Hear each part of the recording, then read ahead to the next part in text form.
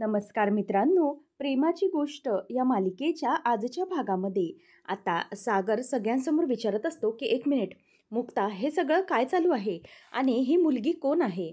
त्याच वेळेला आता सागरला मुक्ता बघते आणि सागरला या सगळ्याने खूपच मोठा धक्का बसलेला असतो. आणि मग मुक्ता म्हणते की एक मिनिट सागर, कळेल तुम्हाला, सर्व काही कळेल. आता सागर आणि बाकीचे घरातले सगळेजणच हादरलेले असतात. सावनी पण घाबरलेली असते. आता पुढे काय घडणार याची सावनीला खूप भीती वाटत असते. आणि मुक्ताने मात्र ऐन वेळेला अनुजाला आणून खूप मोठं काम केलेलं असतं. त्यामुळे मिहीर आणि लकी दोघंही आनंदात असतात. त्याच वेळेला मग आता मुक्ता म्हणते की कळेल सागर, तुम्ही मला म्हणत होतात ना की अभिषेक हा खरंच खूप चांगला मुलगा आहे, तो चांगल्या घरातला मुलगा आहे, त्याचे संस्कार खूप चांगले आहेत आणि आपल्या कोमलसाठी या अभिषेकसारखा दुसरा चांगला मुलगा मिळूच शकत नाही, असं सगळं तुम्ही बोलत होतात, बरोबर ना? परंतु सागर, आज मी तुम्हाला सिद्ध करून दाखवणार आहे की आपल्या कोमलला या अभिषेकपेक्षा वर्स्ट दुसरा कोणताही मुलगा मुलगा मिळू शकणार नाही. असं म्हणून आता मुक्ता ही पुढे प्रस्तावना करते. मुक्ता म्हणते की सुरुवातीची तर माझी प्रस्तावना झाली. आता मूळ मुद्दा असा की ही मुलगी कोण आहे? तर आता ही सगळ्यांसमोर हे सांगेल की ती मुलगी कोण आहे ते. असं म्हणून मुक्ता आता कोमलकडे बघू लागते. अभिषेक आता घाबरलेला असतो. काय करावं काय नाही हे त्याला पुढे काहीही कळत नाही. आणि त्यानंतर मग आता इंद्रा म्हणत असते की काय झालंय मुक्ता, नेमकं काय झालंय सांगा तरी, असं म्हणून इंद्रा देखील आता वैतागलेली असते. हे मुक्ता म्हणते की सागर, एवढे दिवस झाले मी तुम्हाला समजावून सांगत होते, बोलण्याचा प्रयत्न करत होते की सागर प्लीज माझ्यावर विश्वास ठेवा, मी जे काही बोलते ते खरं बोलते, या मुलावर माझा पूर्णपणे संशय आहे. परंतु तुम्ही तुम्ही हे ऐकायला तयार नव्हतात. तुम्ही मात्र हेच ठरवून मोकळे झालेलात की प्रत्येक वेळेला मी चुकीचे आहे आणि हा मुलगा अभिषेक बरोबर आहे. परंतु तुमची बाजू अत्यंत चुकीची आहे सागर. कारण मी आता सर्वांसमोर हे सिद्ध करणार आहे की हा अभिषेक केनी, डॉक्टर अभिषेक केनी कसा खोटारडा आहे ते. आता कोमल पण खूप घाबरलेली असते. मुक्ता पुढे म्हणत असते की सागर, हा मुलगा आहे ना, हा बरोबर नाही आपल्या कोमलसाठी. तुम्हाला आत्तापर्यंत असं वाटत होतं की हा मुलगा हा आपल्या कोमलसाठी बेस्ट आहे, परंतु हा आपल्या कोमलसाठी वर्स्ट मुलगा आहे. तेव्हा मग आता हे ऐकून सागरला जबरदस्त धक्का बसतो. तो म्हणतो की मुक्ता, तुम्ही हे सगळं काय बोलताय? तेव्हा मुक्ता म्हणते की हो सागर, कारण या मुलाचं ऑलरेडी एक लग्न झालेलं आहे. असं म्हटल्यानंतर आता सगळेजण बघत राहतात. कोमलला, स्वातीला, इंद्राला, सागरला, सगळ्यांनाच याचा खूप मोठा धक्का बसतो. तर आता सगळेजण बघतात आणि म्हणतात की काय काय आहे हे सगळं? तेव्हा अभिषेककडे इंद्रा आता रागाने बघायला लागते. आणि त्यानंतर मग आता सागर म्हणत असतो की मुक्ता, हे सगळं तुम्ही काय बोलताय, हे खरं आहे का? त्याच वेळेला आता इथे सावनी म्हणत असते की मुक्ता, अगं हे कसं काय शक्य आहे? म्हणजे या अभिषेकचं तर अगोदर लग्न कसं झालं असेल? याचं लग्न तर आपल्या कोमलसोबत ठरलंय ना, मग याचं लग्न कसं आधी झालं असेल? तर मग आता इथे मुक्ता ही गप्पच असते. सावनी म्हणण्याचा प्रयत्न करत असते की यांचं लग्न होऊ शकत नाही, कारण यांचं लग्न तर आपल्या कोमलसोबत ठरलेलं आहे. असं म्हणून ती त्याला प्रोटेक्ट करण्याचा प्रयत्न करत असते. परंतु आता कोणीही तिचं ऐकायला तयार नसतं. म्हणजेच मुक्ता म्हणते की एक मिनिट, हे सगळं आता सिद्ध होईल. तेव्हा सगळेजण आता प्रश्नार्थक नजरेने बघत असताना मुक्ता म्हणते की सावनी, एक मिनिट, तुमचा जो काही मुद्दा आहे ना, आता ही मुलगी खोडून काढेल. म्हणून आता सावनी, तुम्ही शांत बसा, कोणी आता मध्ये काही बोलायचं नाही. आणि अगं ए मुली, आता तरी तू खरं बोल, काय आहे काय नाही ते. सगळ्यांचा प्रश्न पडलाय, आता सगळ्यांना उत्तर देण्याचं काम तुझं आहे. त्याच्यामुळे तू आता सगळ्यांना उत्तरं दे. असं म्हणून आता मुक्ता ही सगळ्यांना, तिला अनुला बोलायला सांगत असते. सागर मुक्ताला म्हणतो की मुक्ता, अहो तुमचं काय चाललेलं आहे? खरंच मला काही कळत नाहीये. तुमच्या मनामधला हा संशय जात का नाहीये? किती काही केलं तरीही पूर्ण दिवस तुमच्या डोक्यामध्ये तोच विचार असतो. तुम्हाला सांगितलं की प्लीज असा चुकीचा विचार करू नका. पुराव्याशिवाय काहीही बोलून चालत नाही. परंतु तरीही तरीही तुम्ही तेच तेच कशाला करता? तुम्ही सारख्या त्याच गोष्टींवर कशाला जाता ना, मला हेच कळत नाहीये. मुक्ता, हो बाहेर या त्या गोष्टींमधून. खरंच तुम्हाला का कळत नाहीये? तुम्ही चुकताय, तुम्ही खूप चुकताय. तेव्हा मुक्ता म्हणते की सागर, हे बघा, तुम्हाला मी चुकीची वाटत आहे, परंतु तुम्हाला जे काही वाटतंय ना ते अत्यंत चुकीचं आहे. या मुलीला मी इथे घेऊन आली आहे, ते म्हणजे ते सगळं सिद्ध करण्यासाठीच, आणि हाच माझ्याकडे एकमेव मोठा पुरावा आहे. आता ती अनुजाकडे बघते आणि म्हणते की ए मुली, आता तरी तू खरं बोल ना. जे काही आहे, जे तू मला बोललीस ते सगळं सांग. तू कोमलबरोबरच स्वतःचंही आयुष्य उद्ध्वस्त करत आहेस. खरं काय आहे ते सांगून मोकळी हो. असं म्हणून ती आता खरं सांगायला सांगत असते. त्याच वेळेला आता इथे हे सगळं घडल्यानंतर ती म्हणायला लागते, की "हो, हो. या जे म्हणतायत ते अत्यंत योग्य आहे, बरोबर आहे. माझं आणि अभिषेकचं वेगळं नातं आहे." असं म्हटल्यावर आता सगळेजण धक्क्याने तिच्याकडे बघतच राहतात. अभिषेकही भरपूर घाबरलेला असतो. काय बोलावं, काय नाही हे त्याला काहीच कळत नाही आणि त्यालाही स्वतः या सगळ्याचा खूप मोठा धक्का बसलेला असतो. आता अभिषेक म्हणतो, की "काय अगं अनु, तू हे सगळं काय बोलत आहेस?" तेव्हा मग आता ती म्हणते, की "हो, खरं बोलते मी. हे जे काही आहे ना, ते तू सगळ्यांसमोर अजूनही सिद्ध करणार नाहीयेस." तेव्हा मग आता मिहीरला या सगळ्याची खूप गंमत वाटत असते. कारण फायनली अभिषेकच्या सगळ्यांसमोर पर्दाफाश झालेला असतो. आता अनु म्हणत असते, की "अभि, सांग सगळ्यांना आपल्या दोघांमध्ये काय नातं आहे ते. आपल्या दोघांमध्ये नवरा-बायकोचं नातं आहे हे सगळ्यांसमोर तू आता कबूल कर." असं म्हटल्यावर आता इथे अभिषेक म्हणत असतो, की "काय? काय बोलतेस तू? तुला काहीतरी कळतंय का? अगं, तू माझी चांगली मैत्रीण आहेस ना." असं म्हणून तो तिला वळवण्याचा प्रयत्न करत असतो. परंतु आता मुक्ता म्हणत असते, की "काय? हे बघ अभिषेक, उगीचच काही बोलून तिला तू फितवण्याचा प्रयत्न करू नकोस." तेव्हा मग आता इथे अनु म्हणते, की "नाही, खरंच आहे ही गोष्ट. मुक्ता जे काही बोलतायत ते खरं आहे. मी यांची बायको आहे आणि आम्ही दोघे नवरा-बायको आहोत. मी अनुजा अभिषेक केनी आहे." आता हे ऐकल्यावर मात्र सागरचा स्वतःवरचा ताबा सुटतो. सागर हा चिडतो आणि अभिषेकची कॉलर धरतच त्याला मारायला लागतो. तेव्हा आता सगळ्या जणांना इथे धक्का बसतो. अभिषेक हा आता जोरदार त्याला प्रतिकार करायला लागतो, परंतु तो काही ऐकत नाही. मग आता सागर म्हणायला लागतो, की "काय केलंस तू हे सगळं?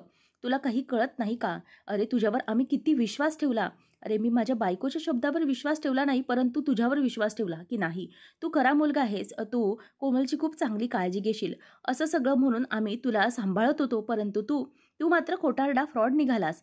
असं म्हणून सागर त्याची कॉलर धरत त्याला जाब विचारतो. इथे कोमल मात्र बिचारी खूप कासावीस होते आणि रडायला लागते.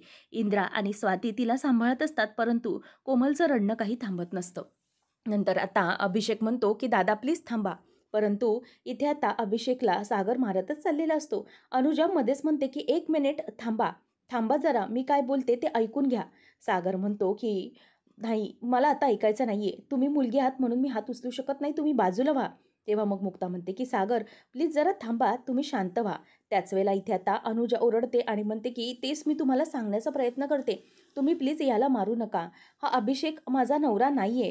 हेच तर मी तुम्हाला मगासपासून सांगण्याचा प्रयत्न करते, की थांबा."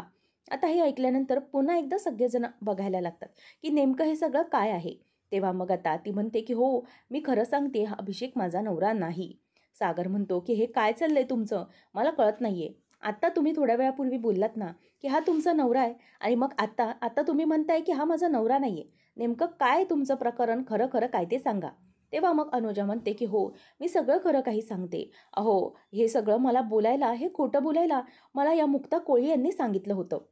आता हे ऐकल्यानंतर मात्र एका क्षणातच अभिषेक आणि सावनी विजयी होतात. कारण पुन्हा एकदा अनुजाने त्यांच्या बाजूने साक्ष बदललेली असते.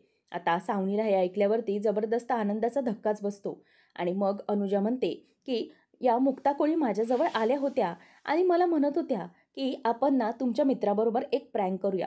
अभिषेक हा फक्त माझा चांगला मित्र आहे, बाकी काही नाही.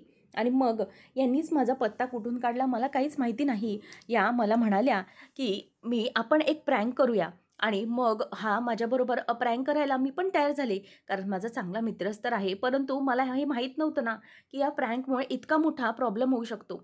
आता जेव्हा प्रश्न हा माझ्या मित्राच्या जीवावर आला, त्याच वेळेला मग मी ही गोष्ट बदलली.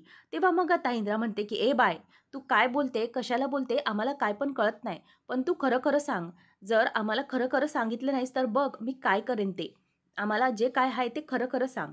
तेव्हा मग आता अनुजा म्हणते, की "हो, मी तुम्हाला खरं-खरं सांगते. खरंच मी यांची बायको नाहीये. मी फक्त यांची चांगली मैत्रीण आहे." असं म्हणून आता अनुजा इंद्राला पण खोटं बोलते. मग आता पुढे काय करावं हे सागरला किंवा कोणालाच काही कळत नाही. साक्ष बदलल्यामुळे पुन्हा एकदा मिहीर, लकी आणि मुक्ता तिघंही खोटे पडलेले असतात. ती म्हणते, की "मी ही प्रँक करायला तयार झाले कारण मला मुक्ता कोळी यांनी सांगितलं, की तुमच्या मित्राबरोबर आपण प्रँक करूया. फक्त माझ्या घरी चला आणि मग हे सगळं गोष्टी बदलणार."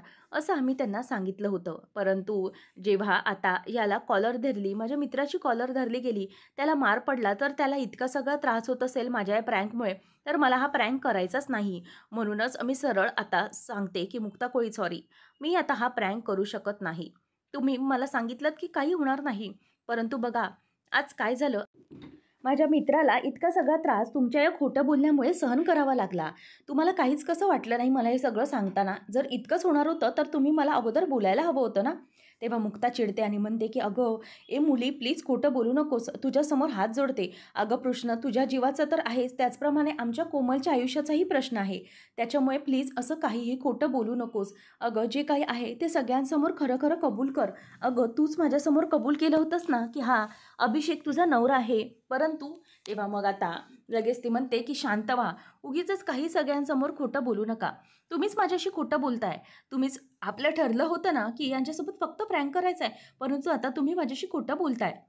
तेव्हा मग मुक्ता म्हणते, की "अगं, मी खोटं बोलत नाहीये. खोटं तू बोलतेस. ऐनवेळेला तू साक्ष बदलतेस.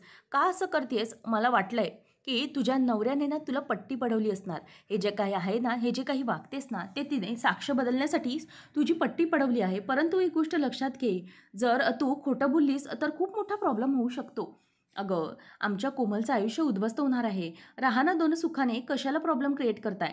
तेव्हा मग अनु म्हणते, की "1 मिनिट, हे बघा मुक्ता कोळी, तुम्ही काही खोटं बोलू नका. आमचं लग्न झालेलं नसतानाही उगीचच आमचं नातं जोडायला जाऊ नका. आमचं नातं खूप चांगलं आहे आणि मैत्रीचं नातं आहे आमच्यात. म्हणूनच माझ्या मित्राच्या आयुष्याचं असं मी वाटोळं होऊ देणार नाही. म्हणून मी सांगते आणि उलट आता मी तुमच्या सगळ्यांसमोर सांगते, की या मुक्ता कोळी आहेत ना, त्यांनीच मला सांगितलं होतं, की सगळ्यांसमोर तू जाऊन खोटं बोल. सगळ्यांसमोर माझ्या मित्राला खोटं पाड, असं तिने मला सांगितलं होतं. कारण तिचा त्याच्यावर खूप राग आहे, असं सगळं ती बोलली होती. आणि मग मला काय माहिती, की हे सगळं होणार आहे. माझ्या मित्राच्या बाबतीत इतकं सगळं चुकीचं घडणार आहे, तर मग मी यांच्या बाजूने झालेच नसते. हे बघा, मुक्ता कोळी प्लीज आता बंद करा हा तमाशा. मला अजूनही काही त्रास होऊ द्यायचा नाहीये.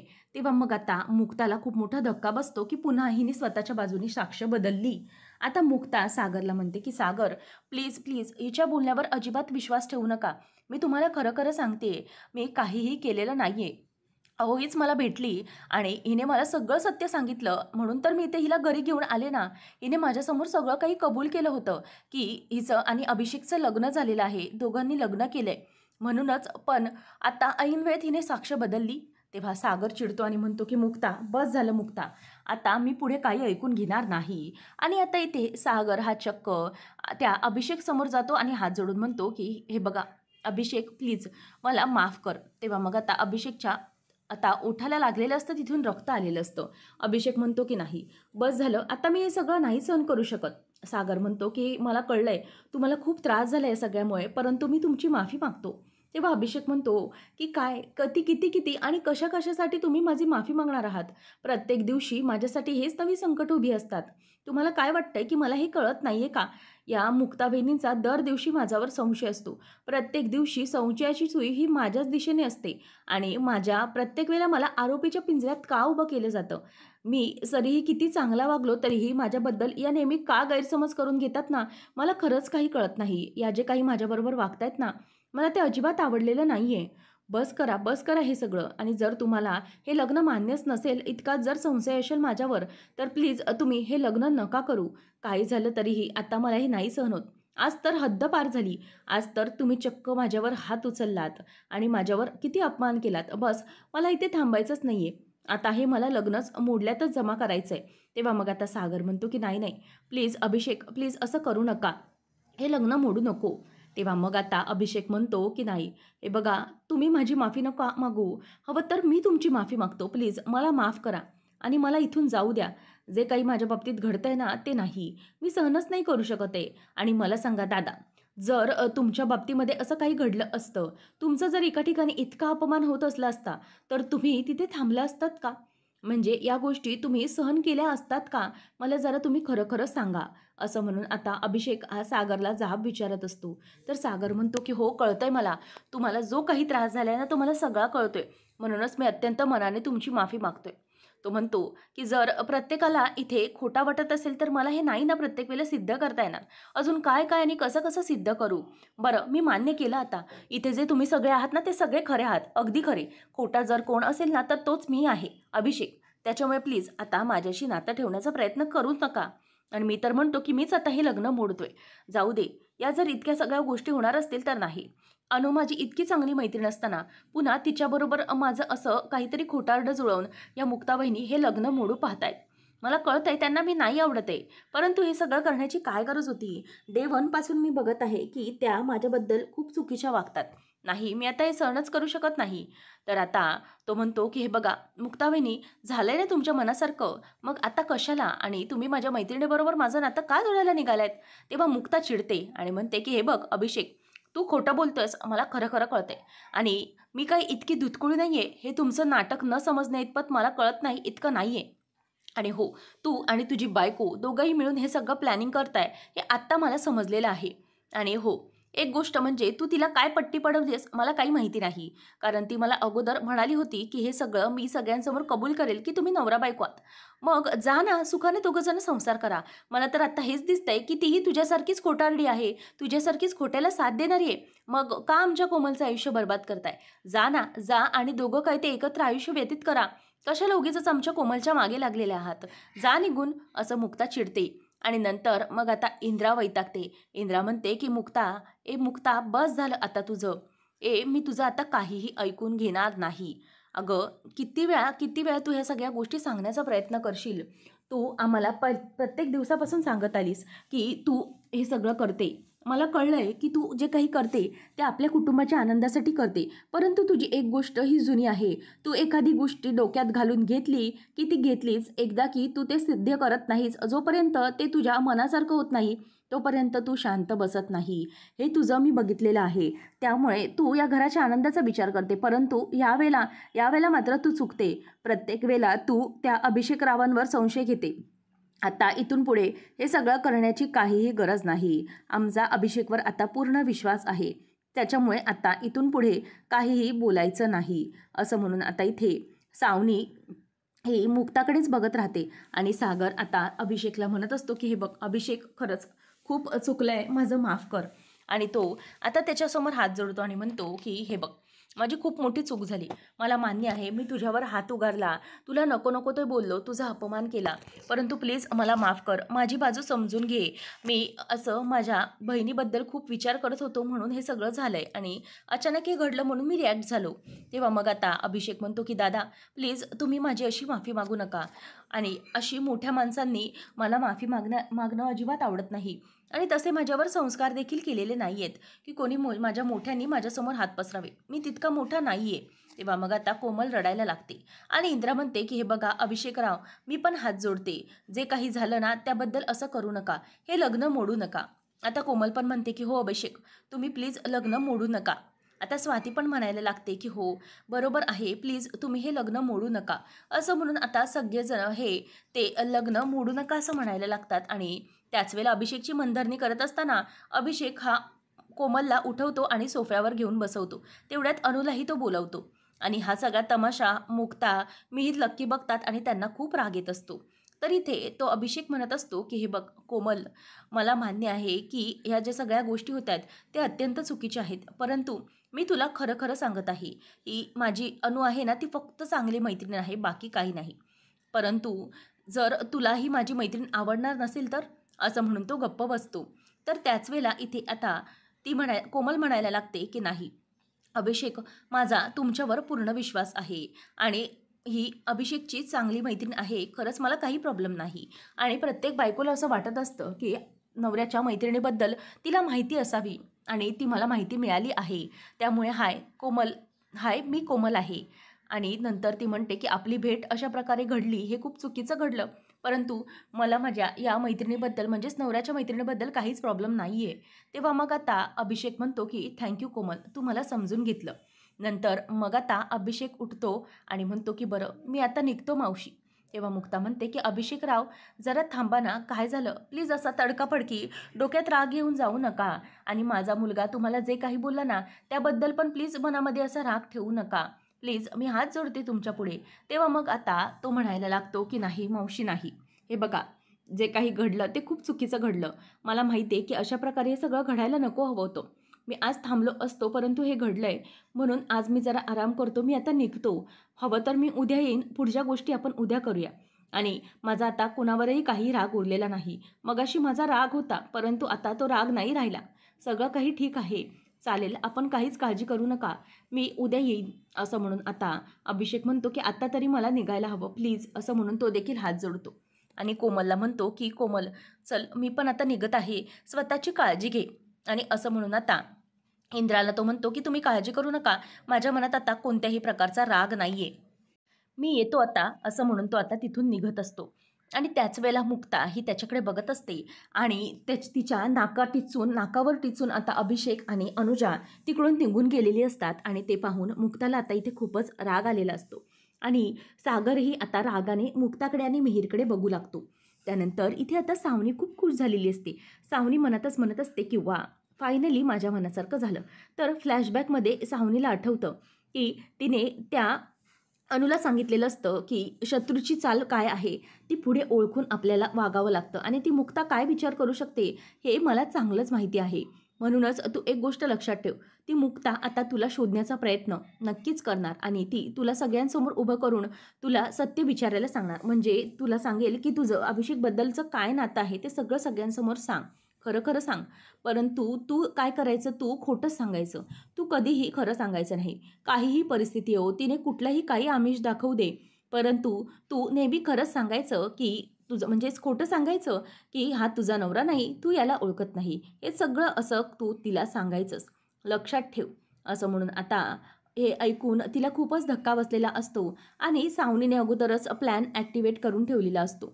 त्याचबरोबर आता सावनीला आठवतं. सावनी म्हणते की मुक्ता, तुला काय वाटलं, मी पण सावनी आहे, तुझ्या डोक्यात काय चाललं ना ते मी बरोबर ओळखते. आणि मग आता मुक्ता ही खोलीमध्ये आलेली असते आणि ती खूपच टेन्शनमध्ये असते. आणि हे सगळं काय घडलं म्हणून ती डोक्याला हात लावून बसलेली असते. आणि ही इतकी चांगली मुलगी अशी साक्ष कशी बदलू शकते याचा विचार आता मुक्ता करत असते. तेवढ्यातच आता सागर देखील तिकडे रूममध्ये आलेला असतो. सागर म्हणतो की मुक्ता, अहो काय चाललं हे तुमचं सगळं.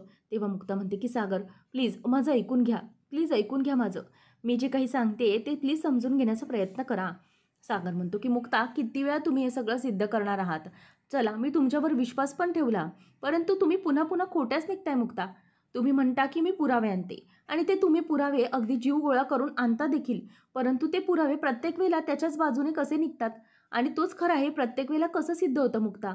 मला हेच कळत नाहीये की तुम्ही असं का करताय, कशाला उगीच त्याच्या बाबतीत तुम्ही चुकीचा गैरसमज करून घेताय. मुक्ता म्हणते की नाही सागर नाही, अहो ती त्याची बायकोच होती. मी तुम्हाला खरं खरं सांगते, ती मला जेव्हा भेटली ना बाहेर तेव्हा तिने माझ्यासोबत कबूल केलं होतं हे सगळं की ती त्याची बायको आहे. आणि म्हणून तर मी तिला घरी घेऊन आले ना सगळ्यांसमोर खरं आणण्यासाठी, परंतु तिनेही ऐन वेळेला साक्ष बदलली. मी सांगते सागर, हे सगळं ना ते अभिषेकनेच तिला करायला सांगितलेलं असणार. सागर म्हणतो की नाही मुक्ता, बस झालं, उगीचच तुम्ही त्यांच्या त्या नात्यावर असे आरोप लावू नका. मुक्ता, अहो असा विचार करू नका, काय चाललंय तुमचं मला कळत नाहीये, तुमच्या डोक्यातून ना ते विचारच जात नाहीये. मला असं वाटतंय ना की तुमचं ना सध्या काहीतरी वेगळंच सुरू आहे, तुम्हाला कोमलचा आनंद बघवतच नाहीये का. अहो कोमलची काय अवस्था आहे ते तरी तुम्ही विचार करा. उगीचच तुम्ही त्या मुलीवर कशाला त्रास निर्माण करताय. या ज्या सगळ्या गोष्टी आहेत ना त्या मनातून तुम्ही काढून टाका. आता त्या अभिषेकबद्दल जो काही राग आहे तो प्रत्येक वेळेला तुम्ही दाखवता की संपला, परंतु नाही. आता मुक्ता गप्पच उभी राहते. पुढच्या भागामध्ये आपल्याला पाहायला मिळतं, कोमल म्हणत असते की बस झालं मुक्ता वहिनी, बस झालं. अगं प्रत्येक वेळेला तू त्या अभिषेकवर संशय कसा घेऊ शकते. अगं तो इतका चांगला आहे तरी पण तू त्याच्यावर प्रत्येक वेळेला संशय घेत असते. असं का करतेस तू, खरंच मला कळत नाहीये. अगं एका क्षणाला तू आम्हाला सगळ्यांना सांगते की नाही, आता मी अभिषेकशी तू लग्न करायला म्हणजेच लग्न लावून द्यायला तयार आहेस आणि त्याच्यावर तुझा कोणताही संशय नाही. तू आमच्या लग्नाला सपोर्ट काय करतेस एका वेळेला, आणि पुन्हा एकदा तुझ्या डोक्यामध्ये तेच तेच विचार सुरू असतात. पुन्हा तेच विचार करतेस की नाही हा अभिषेक चांगला नाही, दुसऱ्या दिवशी तुझं मात्र मत बदललेलं असतं. असं का होतं मुक्ताबहिनी, प्रत्येक वेळेला तू अशी का करतेस. अगं तो अभिषेक इतका चांगला असताना तुझ्या मनामध्ये राग आहे, तू त्याच्याबद्दल एकदा तुझा काही केवस निर्माण झाला तर तू त्याच्याबद्दल मनामध्ये का सारखा सारखा राग धरून आहेस. मुक्ताबहिनी हे मला अजिबात आवडलेलं नाही. तू जे काही वागतेस ना ते प्लीज थांबव. आणि तुझ्या या वागण्याने मला खूप फरक पडतोय आणि सध्या तरी मी आता तुझ्या बोलण्याकडे अजिबात विश्वास ठेवणार नाही, कारण मला आता अभिषेकवर पूर्ण विश्वास आहे. त्याची बायको म्हणून आता मी त्याच्यावर पूर्णपणे विश्वास ठेवला आहे. आता हे ऐकल्यावर मात्र मुक्ताला मोठा धक्का बसतो. आणि नंतर पुढे ती म्हणायला लागते, की "हे बघा, आता तुम्ही सगळ्यांनी पण ऐकून घ्या. दादूस, जर मुक्ता वहिनीचं ऐकून तुम्ही माझं अभिषेकसोबत लग्न लावून द्यायला जर तयार नसाल ना, तुम्हाला ही मुक्ता वहिनीसारखं जर या लग्नामध्ये अडचण निर्माण करायची असेल ना, तर मग मी सांगून ठेवते, मी माझ्या जीवाचं काहीतरी बरं वाईट करून घेणार. मला अभिषेकसोबत लग्न करायचंच आहे. जर तुम्ही नाही ऐकलं, तर मात्र मी काहीतरी माझं करून घेईन." असं म्हणून आता इथे सगळ्यांना जबरदस्त धक्का बसतो, की कोमलने इतका टोकाचा निर्णय घेतलेला आहे तो फक्त मुक्तामुळे. आणि इथे इंद्रा, स्वाती यांनाही या सगळ्यामुळे, तिच्या निर्णयामुळे जबरदस्त मोठा धक्का बसतो. आणि आता मुक्ताचा इथे विषयच क्लोज झालेला असतो, कारण कोमलने फायनलच आता इथे गुगली टाकलेली असते. काय करावं हे मुक्ताला आता पुढे काही सुचत नाही. तर आता या सगळ्या गोष्टींमध्ये मुक्ता या सगळ्यातून कसा मार्ग काढणार हे पाहणं रंजकतेचं ठरणार आहे. अशाच मालिकांची अपडेटसाठी आजच आपल्या चॅनलला सबस्क्राईब नक्की करा.